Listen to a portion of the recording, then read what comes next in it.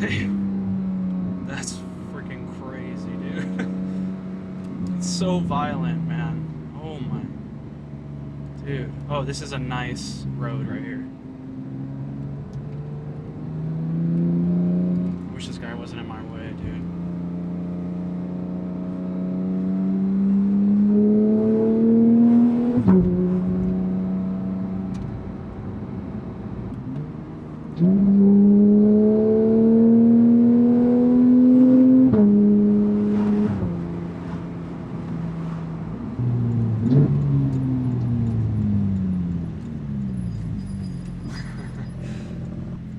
One time I was driving this in South Carolina and I saw a 997 turbo, and it was a really wholesome moment. We just like drove by each other, slowed down, let the other one past us so we could hear the car.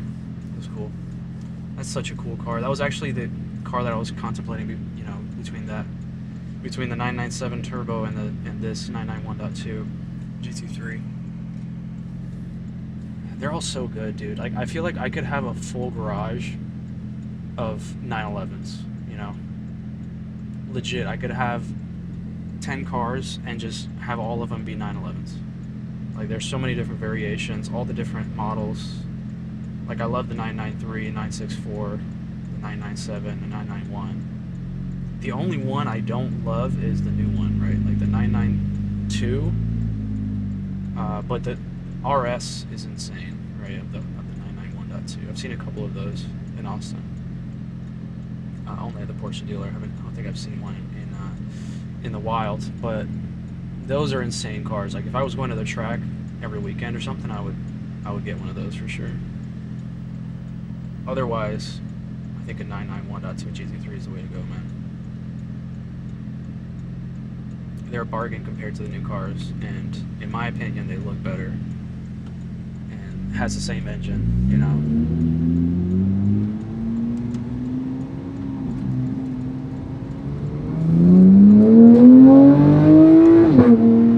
Yeah. Before this, though, I was considering a GT4. I don't know what made me not want it is I think the engine, right? I think it didn't have this engine, which is this is the engine that you want, right? That's in all the GT3s. It's in the 4RS. So naturally, I went from the 4 to the 4RS.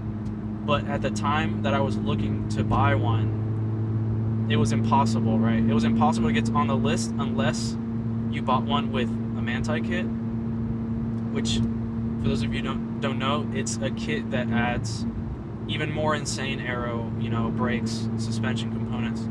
It's like a $80,000 to $100,000 kit. So I was looking at, $100K over MSRP for a 4RS. It was like almost $300 grand, which is absolutely insane for that car. Now they're not worth anywhere near that, so I'm glad I didn't do that. But, anyways, I wanted that engine, right? I wanted that engine. I didn't want to spend all that money. At the time, the market for these were cooling off. It was like, a lot cheaper than they are now, and a lot cheaper than the 4RS. It was like $100 grand cheaper than the 4RS, and I saw this silver one and I immediately knew, like, this was the one, right? Like, that's when I do car shopping, I spend, a lot of time looking through different cars, but when I see the right one, I know, right?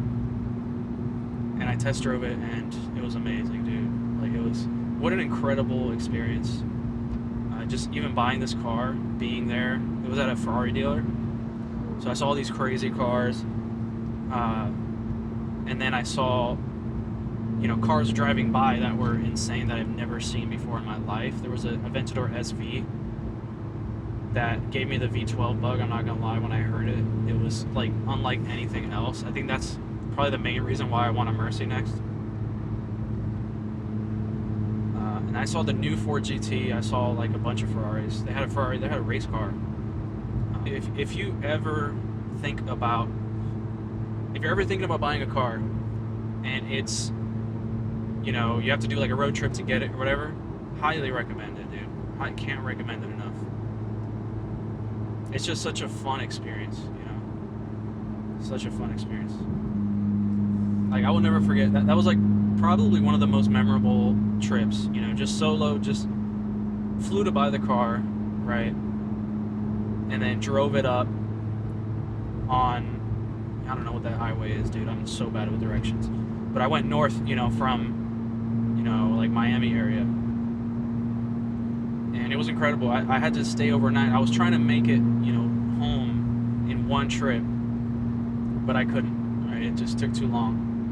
I was hungry, I was all this, I was tired. So I stopped at a hotel, took some pictures of the car, you know, just, I could see the car from my window, dude. I was taking, like, you know, far away pictures of it and just admiring it, dude. Just so amazing. I love it, dude. I love cars, man. Like, if you have a dream car, don't stop until you can get that.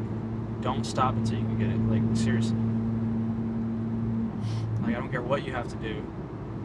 Like, put the work in. It's freaking worth it. Use it as motivation, dude.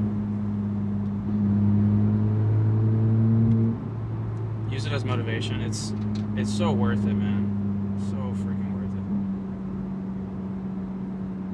it. Like, I don't think I would change anything if I had to do it again, to be honest. Like, I think I bought the car at the right time. It's the right car. I love that it had miles on it, right? And I bought it at like 17,000. It's like 20,000 now. I made a mistake with the black one because I bought one that had 700 miles, you know, and like now I don't feel like driving it because I don't want to put miles on it, which is kind of dumb because it's my daily, but, you know, I end up driving this more because I freaking love this car, and it's so drivable, dude. Like, that's the thing that blew my mind about it, is how drivable it is, especially after the mods. After I installed like a DSC controller to make the suspension more like adaptive, and I also got lighter wheels, and those two things combined, just the suspension is nothing like it was when I first got it, but it still feels planted. Like, it feels just as planted as ever, but it feels way smoother, way, you know, softer on the road. Wow.